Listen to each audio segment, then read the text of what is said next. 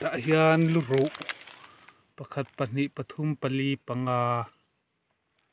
luru ro panga vela tlangin a awm a a bul set a hian hei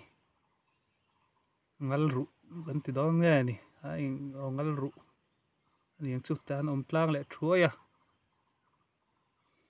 an in chan som an in phum hian an in chan som luru hmun khata awm tlan hung dan leh ngal ru vel awm tlan dan atang hian an in ti som an in chan som te pawh ang khawp mai heng ho kan phorh chhuah hai chhuah ti deuh ma hei lei hai haran lo ngal thleng fit khat pot a thu lai khu fit khat vel ti veng a heng ho hi ta hai chhuah ho an nia ta hi a hul lowa li deuh angin an lang deuh bik a heng ho hi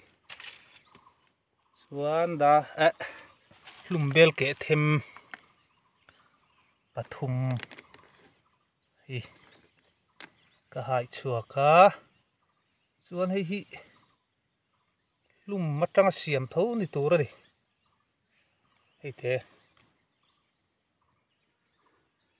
ko phim phem a ke to hi a lehlam a ke chung chu hlum atanga siam tih hriat tak ti hian mam em a chung lam chu mam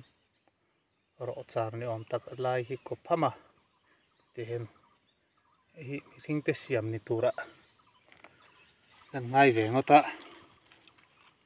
chuan ru ro heng lai ru pheng hi he tiang hi